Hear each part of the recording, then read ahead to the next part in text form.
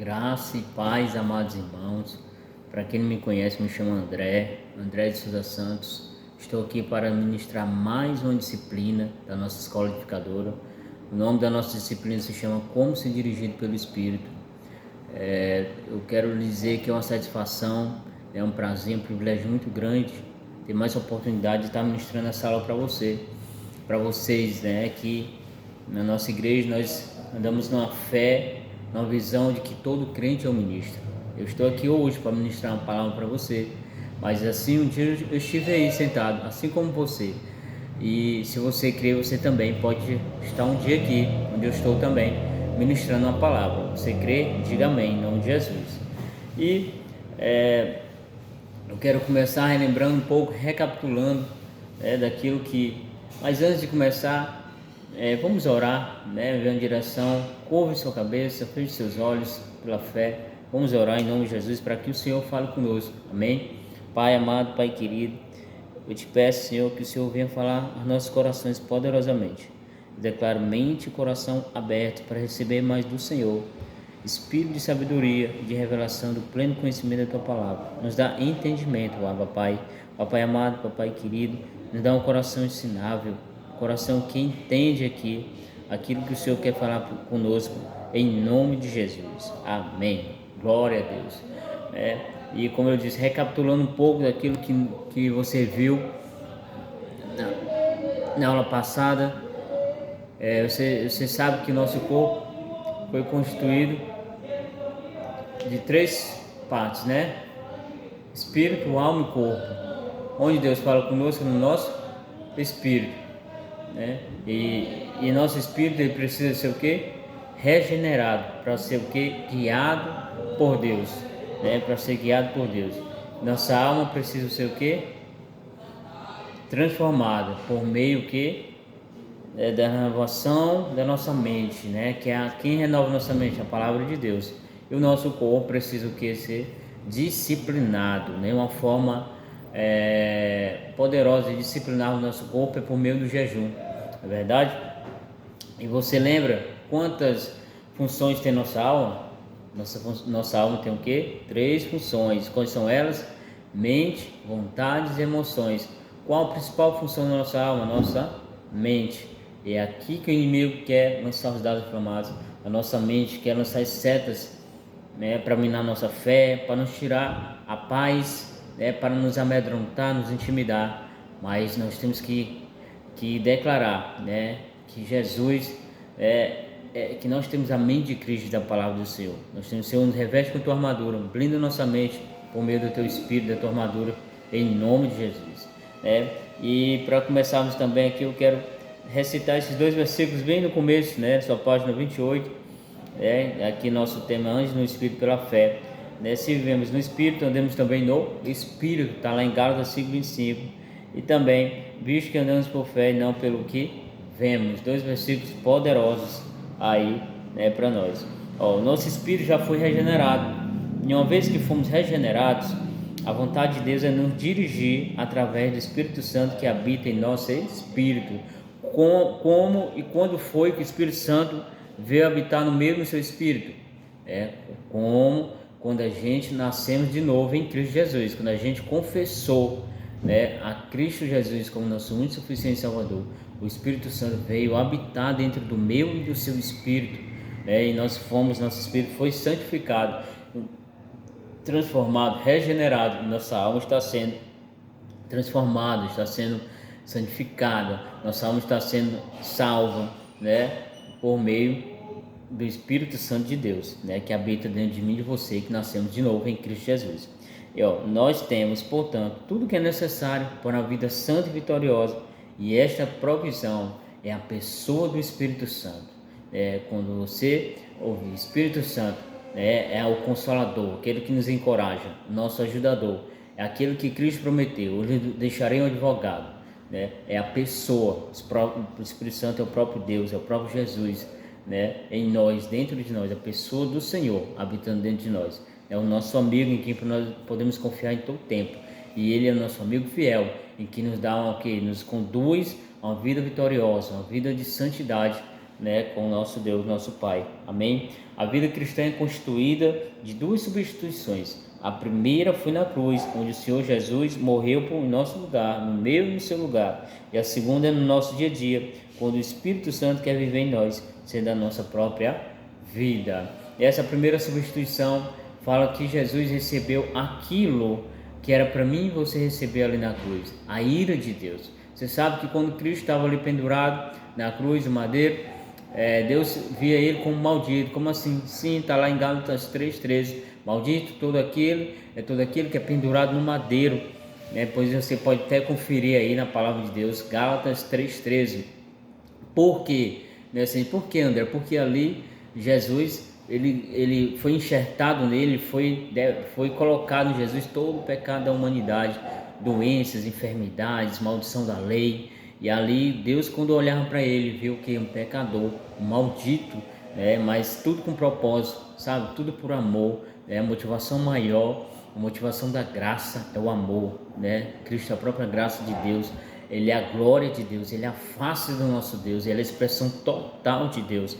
Se fez homem, Deus se fez homem por meio do seu Filho, Cristo Jesus, para que nós pudéssemos receber isso, a salvação por meio do seu Filho, por meio dessa substituição. Porque, amados, ali era para nós, recebemos toda aquela ira, mas o Senhor decidiu nos amar e nos perdoar de todos os nossos pecados por meio de Cristo Jesus, amém? E o Espírito Santo, que veio habitar dentro de nós quando nós confessamos Jesus, ele é aquele que no dia a dia quer o quê? Nos transformar, nos renovar, sabe? Santificar nossa alma, à medida que vamos o quê? Deixando o Espírito Santo operar dentro de nós, abrindo nossa mente, nosso coração, dizendo: Espírito Santo, tem liberdade aqui nesse lugar. Eu gosto de orar assim: Espírito Santo, Pai, que eu seja autodisciplinado pela Tua Palavra e pelo Teu Espírito todos os dias da minha vida. Eu gosto de orar assim, amém? Assim, e o primeiro pecado, aí na página 29 diz assim: o primeiro pecado deu origem a todos os outros, e o princípio que o governa todos os outros. O pecado se manifestou por 3 tipos de princípios, o que é a incredulidade, independência e vida natural. A incredulidade é percebida no seguinte exemplo: Deus dissera: se comeres, vais morrer. Estava dizendo ali para Eva e Adão. O diabo veio e desmentiu Deus, dizendo: é certo que não morrereis. Eva preferiu acreditar no diabo do que acreditar em Deus. Por isso você sabe, diante de você há, portanto, 2 afirmações: a de Deus e a do diabo. Qual você escolhe? Qual voz você escolhe ouvir? Qual voz, qual direção? Assim, não é nem a voz que você... porque a voz a gente vai escutar a voz de Deus, do diabo também, amado? Que o diabo, ele é tentador, acusador, e ele vem com as artimanhas dele, ele é sutil, que é para nos enganar, mas nós temos que seguir a voz do Espírito Santo no nosso espírito. Por isso é importante nós termos um coração sensível, um espírito altivo para escutar a voz do Senhor em nosso coração e seguir a direção dele, amém? E para Deus o pecado se manifesta de 3 tipos, anote isso também na sua apostila aí, O primeiro tipo de pecado é a soberba, a rebeldia, a autossuficiência. Esse pecado agride Deus em sua autoridade, no seu trono. Depois você lê Isaías 14:13, o Satanás ele se ensoberbeceu, ficou orgulhoso, autossuficiente, e quis usurpar o lugar de Deus. Você já sabe, assim, da história, que foi lançado do jardim do Éden. Ele era o arcanjo mais bonito, de nome Lúcifer, enganou 1/3 dos anjos, e ele e 1/3 dos anjos foram lançados do jardim do Éden, devido a querer isso, usurpar. O orgulho veio, e a soberania de Deus, a autoridade de Deus, eles agrediram isso, e Deus não permite, amém? O segundo tipo de pecado é a desobediência. O desobediente agride Deus em sua santidade, que não suporta a iniquidade. Isaías 59:2, Deus diz que lá diz que o pecado nos afasta de Deus. Deus não suporta, amado, a iniquidade, o pecado. Por que Jesus teve que vir e morrer por todos os nossos pecados? Eis o Cordeiro de Deus, aquele que tira o pecado do mundo. Ninguém vai poder se apresentar diante de Deus naquele grande dia, ser salvo sendo pecador. Sabe, eu quero dizer para você que nós que nascemos de novo, nós somos justiça de Deus em Cristo Jesus. Está lá em 2 Coríntios 5:21. É bom você anotar, depois você lê. Aquele que não tinha pecado, Deus o fez pecado por nós, para que em Cristo, para que Nele, quem não tinha pecado? Deus o fez quem pecado? Jesus, para que nele nos tornássemos o quê? Justiça de Deus em Cristo Jesus. Hoje nós pecamos, sim, estamos nesse corpo, nessa carne, né, nossa mente cheia de coisa, nós pecamos todos os dias, eu pego todos os dias, você também, amado, mas pela fé, né, pelo novo nascimento em Cristo Jesus, Ele é justo, nós também somos justos, né, nós somos justiça de Deus em Cristo Jesus. Todo dia eu declaro isso, né, e eu aconselho você também, né, ser obrigado, Pai, por me ter feito justiça tua em Cristo. Jesus é a minha justiça e hoje eu posso declarar, né, com fé, que eu sou justiça de Deus em Cristo Jesus, né? Deus não aceita iniquidade, né? E isso acredita Deus em sua santidade. E o terceiro tipo de pecado é a incredulidade. O incrédulo atinge Deus em seu caráter, porque o incrédulo chama Deus de quê? De mentiroso. Quando não crê, está chamando Deus de mentiroso. Se Deus promete, Ele cumpre. Se Ele fala, Ele faz. Jamais Deus pode mentir. Deus nunca pode mentir, amado. A palavra de Deus é a verdade. E assim, Eva, né, e Adão, esse foi o primeiro pecado. Muitas pessoas pensam que o primeiro pecado foi a desobediência, mas não, foi a incredulidade, né? Porque Deus disse que se comeres desse fruto, certamente, Deus foi bem enfático, certamente morrerás, né? Mas Satanás disse que o que? Não, é certo que não morrereis, né? Aí eles o que? Acreditaram, né? Eva preferiu acreditar na palavra do diabo do que na de Deus. Você já sabe, né, o que aconteceu. Por isso que a incredulidade é um pecado tão grave, né? Porque atinge, assim, ela mexe, ela agride o caráter de Deus, porque Deus é verdadeiro, Deus nunca mente, amém? E Deus também quer nos libertar do natural, né? Percebido, é algo percebido pelos 5 sentidos. Deus quer nos libertar tanto do pecado como do natural, que é os 5 sentidos. Entenda a palavra natural aqui como algo que é percebido pelos 5 sentidos. Foi o primeiro pecado que levou o homem para o nível terreno do corpo. Você pode ler aí depois, né? Gênesis 3:6, né? Eva foi primeiramente tentada a comer porque a árvore era boa para se comer. Deste modo tudo começou no corpo, né? Ela olhou, ela viu que era bom para comer, agradável aos olhos, e a árvore desejável para dar entendimento. Ela tomou o fruto e comeu, e deu também ao marido e ele comeu, né? Os 5 sentidos aí foram aguçados aí para ela cair no natural, né, amados? Nós não devemos cair nessa armadilha de viver, né, no pecado. Deus quer nos libertar tanto do pecado como de viver no natural. E as coisas do diabo, elas começam no exterior. Note isso, né? Esse é um critério para sabermos se algo vem de Deus ou não. As coisas de Deus sempre procedem do Espírito para atingirem a alma, e as coisas do diabo sempre começam no corpo, na carne, para depois atingirem a alma, né? Você sabe que Deus, ele fala comigo, com você, né, de dentro para fora. Deus é Espírito, né, amados? Ele fala primeiramente aonde? No nosso espírito, né? Tudo que vem do Senhor vem de dentro para fora.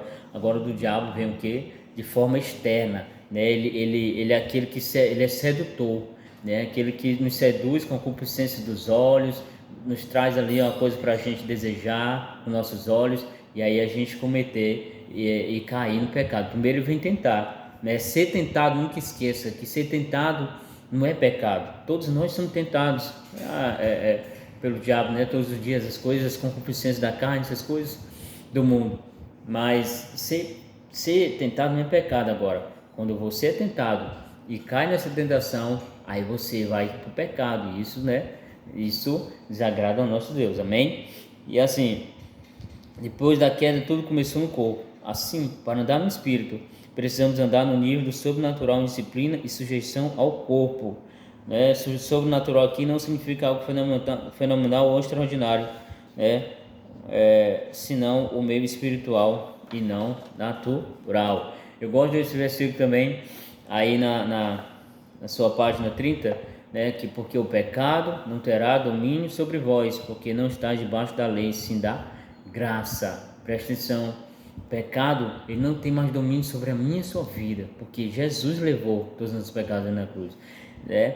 E não estamos mais debaixo da lei, né? Da maldição da lei, sim da graça, do favor de Deus, sabe? Mas como aqui na sua página aqui, para mim até comentar, em 1 João 3:23 diz que nós lemos que a vontade de Deus é que creamos e amemos. Tudo que fazemos que sai desses 2 trilhos é carne, né? Nós temos que crer e amar, que a gente fora desses trilhos de crer e de amar, é carne. Amém? Não transforma a disciplina do corpo em legalismo. Disciplina não é lei, né? Disciplina espiritual não é lei. Não esqueça disso. A disciplina não é para comprarmos a bênção de Deus e nem para sermos aceitos diante dele, mas é para nós mesmos. Disciplinar é trazer o corpo e a mente debaixo de sujeição para fazerem a vontade do Espírito. Você sabe que nós somos seres espirituais hoje, né, vivendo no mundo natural, e sabe, a disciplina é necessária, a disciplina espiritual, né, a gente ter disciplina ao lermos a palavra, ao jejuarmos, a buscarmos o Senhor, né, para nós nos fortalecer. Você sabe que todos os dias, como está em Gálatas 5, né, o espírito limita contra a carne e a carne contra o espírito. Quem vai vencer? Aquele que está mais forte, né? Por isso precisamos, quando nós estamos aqui nesta aula, quando eu estou aqui ministrando para vocês, eu tanto estou edificando a vida de vocês, como estou sendo edificado também, pode acreditar, e muito edificado. E isso faz parte também de uma disciplina espiritual, nos fortalecendo, enchendo nosso espírito da palavra de Deus, de fé, para que nós possamos vencer a nossa carne, vencer o natural, amém? E vencer o pecado. Sabe o que nos dá a vitória sobre o pecado? A graça de Deus, é o favor de Deus. Todos os dias eu oro, amado, para que Deus multiplique o favor dele sobre a minha vida, sobre a minha família, a minha casa, sobre a vida da igreja. Sabe, peça aí, Senhor, multiplica o teu favor sobre a minha vida, em nome de Jesus. Amado, o crente tem que anelar, desejar, querer ter mais favor de Deus. Isso é vitória por meio, atrás de vitória, né? Assim, a oração é uma disciplina e não a lei, mas uma necessidade. Amém? O que significa esse andar em fé? O que significa isso? O que significa andar em fé? Andar no Espírito implica renunciarmos a 3 coisas: andar pelo esforço próprio, andar por vista e andar pelo entendimento próprio, né? Você pode ver aí que o primeiro, vamos ver aqui, o que é o renunciar ao esforço próprio, né? Todo carnal anda pelo esforço próprio. Olha, a fé pressupõe dependência de Deus. Então, se andarmos pela nossa força, não precisaremos exercer fé. A principal característica da fé, da vida de fé, é o descanso. Hebreus 4:3 diz que os que creem entram no descanso, ou seja, os que andam no Espírito andam em descanso, amados. Preste atenção nisso. Os que andam, que vocês viram lá em Gálatas 5:25, se vivemos no Espírito, andamos também no Espírito, né? Um dia Deus tirou o povo do Egito, né? O Egito tipifica o mundo, né? Estava sendo perseguido ali, o pessoal do Egito, pelo faraó, né? Que tipifica o diabo. E Deus prometeu o quê? A terra prometida, né? Para Abraão, ia levar ele para Canaã. Eu quero dizer que a minha e a sua Canaã hoje é entrar no descanso de Deus. E a maior expressão de fé é quando nós descansamos no Senhor. Sabe, diante das circunstâncias difíceis, diante da adversidade, dos problemas, nós precisamos ter fé e expressar. A expressão de fé é quando eu descanso, quando eu creio. Descansar no Senhor, amados, eu gosto de falar isso e relembrar sempre aos meus liderados, às pessoas que convivem comigo, que descansar não é ser passivo, não é eu ficar de braço cruzado, mas é ser ativo no Espírito Santo. É você ser ativo no Espírito Santo, é você ter direção de Deus. Nós precisamos ter direção do Senhor para a nossa vida. É importantíssimo você ter direção de Deus, você ser ativo no Espírito. Sabe, ali eu gosto também de recitar sempre Zacarias 4:6, que diz que não é por força nem por violência, mas é o Espírito do Senhor, sabe? É o Espírito de Deus que faz. Quem me convenceu, quem convenceu você do pecado, não foi homem algum, mas foi o Espírito Santo que nos convenceu do pecado, do juízo, né, da justiça, né? E é isso, nós não devemos, sabe, fazer as coisas, nós precisamos renunciar a esse esforço próprio, né? Não é no esforço próprio que a gente vai, sabe, convencer alguém do seu pecado, sabe, da pessoa querer mudar alguém, sabe, você e eu não temos o poder de mudar ninguém, mas o Espírito Santo, né? Ele é que muda as pessoas, ele é que me muda, ele é que me mudou, que muda você e que muda, que está transformando nossa alma todos os dias. Amém? Nunca esqueça disso. Olha, Jesus, está em Ezequiel 44:18 também, que dá orientação clara àqueles que trabalham no templo, né? Não se cingirão a ponto de eles vir suor. Na obra de Deus não pode haver suor, né? Mas embaixo diz, Qual é o significado do suor? Gênesis 3,19 diz que o suor é resultado da maldição por causa do pecado. Não temos de viver no cansaço, como diz o cântico. É meu, somente meu todo o trabalho, e o teu trabalho descansar em mim, né? Diz o Senhor. Jesus já suou o sangue por nós para que nele tenhamos descanso. O Senhor suou no Getsemane o suor que nos cabia. Você sabe que Jesus ali, ele teve medo, né, antes de morrer. Ele sentiu medo, sabe, amado? Ele suou sangue ali no Getsemane antes de ir para a cruz, né? Ele disse: Senhor, se possível, afaste de mim esse cálice. Mas ele disse depois: mas que seja feita a tua vontade, né? E a vontade de Deus foi feita. E Jesus, ele suou o nosso sangue, suou o meu nosso lugar. Ele pagou o preço, né? Um alto preço para mim, para você estarmos aqui. O preço foi o sangue de Cristo na cruz, para que nós podemos estar aqui hoje e sermos guiados pelo Espírito Santo que Ele nos deu, né, de presente. Amém? E outra forma é não andarmos por vista, né? Não andar por vista, né? Primeiro, renunciar aos seus próprios e não andar por vista. Andar por fé também significa não andar por vista, visto que andamos por fé e não pelo que vemos. Está lá em 2 Coríntios, né, 5:7. Você, né, nós não podemos andar pelo aquilo que nós vemos, mas andarmos por fé. O que é a fé, né, amados? A fé é a certeza de que haveremos de receber o que esperamos, é a prova daquilo que não podemos ver. Andar por fé, eu não preciso ver nem sentir, eu preciso crer, né? Aquele que anda por fé, ele crê na palavra de Deus, ele não crê naquilo que Deus falou. Se Deus falou, ele vai o quê? Cumprir. Ele crê na palavra, ele não é movido pelas circunstâncias, ele não é movido pelas emoções, pelos sentimentos. Não, emoções, amados, e sentimentos, eles vêm e vão, né? Dias bons, dias maus, vêm e vão também. Vai ter o dia bom, nós teremos dia mau, mas nós temos que ter a convicção de que a palavra de Deus é a verdade e que o justo viverá pela fé. Está lá Romanos 1,17 e Hebreus 10,38 diz: o meu justo, Deus dizendo, viverá pela fé. Se lembra que nós fomos feitos justiça de Deus em Cristo Jesus? E Deus diz: o meu justo viverá pela fé. Nós não vemos pelo que nós vemos várias coisas, não é? Eu vejo várias coisas, naturalmente falando, não é verdade? Mas nós devemos andar pela fé, não esqueça disso. Andar por vista é uma característica do carnal. Se insistimos em andar por vista, seremos escravos do natural e as circunstâncias irão facilmente nos desanimar. Desta forma, devemos ter um olhar profético. Andamos pelo que cremos que será e não pelo que o diabo quer nos mostrar. O que é que o diabo quer nos mostrar? O diabo, ele quer nos intimidar, nos colocar medo, tirar nossa paz. Entendeu, amados? Não ouça a voz do diabo, ouça a voz do Senhor, de Deus, no seu espírito, no seu coração, e siga a voz do Senhor. Repreenda toda a sede do diabo, todo dano inflamado do inimigo. Nós devemos repreender em nome de Jesus, amados. Amém? E outro aqui é rejeitarmos todo entendimento próprio, né? Devemos rejeitar todo entendimento próprio, né? Deus chamou Abraão, ele disse que seria o quê? Que ele seria o quê? Pai de multidões, né? Ele e sua esposa não podiam ter filhos, por isso Abraão resolveu o quê? Resolveu ajudar Deus gerando um filho a partir de sua serva Agar. Aquele filho chamado Ismael foi fruto de seu entendimento humano e de sua força natural, tentando cumprir o quê? Cumprir a vontade de Deus. Olha que sério, né? Abraão e Sara conversando, tiveram a ideia. Deus tinha prometido um filho da promessa, né? Que é Isaac, mas eles decidiram andar o quê? Por um entendimento próprio, na sua força natural.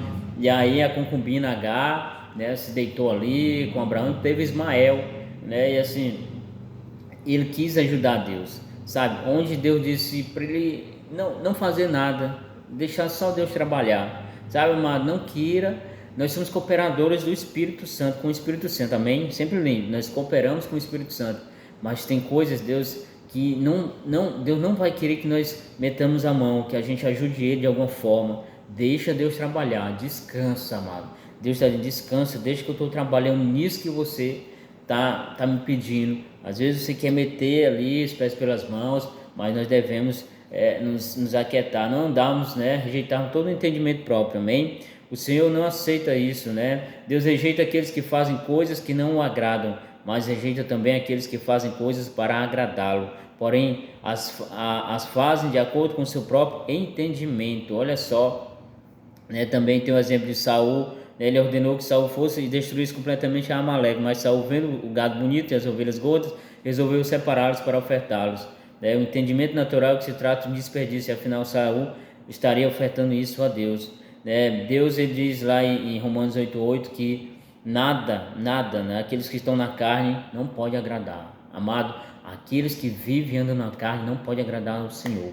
Nós devemos rejeitar todo entendimento próprio, não é verdade?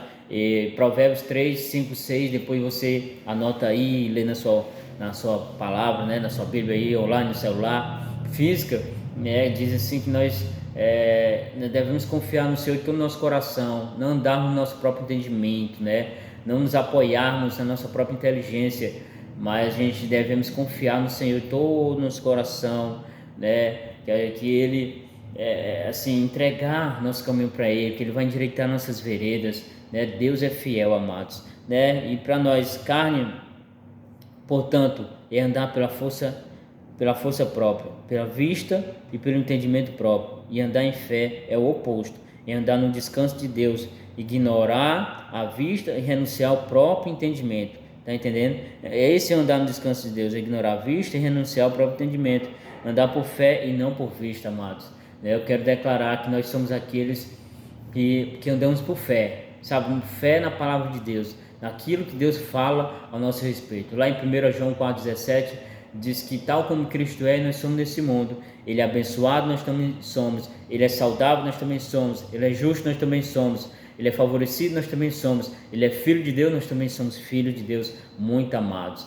Creia na palavra de Deus. Fique com aquilo que Deus fala a seu respeito. Se vivemos no Espírito, andamos também no Espírito. Amados, nós andamos em vitória, é quando nós andamos no Espírito, com a vida santa, vitoriosa, sendo guiados pelo Espírito Santo de Deus. Amém? Até a próxima aula. Obrigado e até a próxima aula, em nome de Jesus. Deus abençoe. Amém.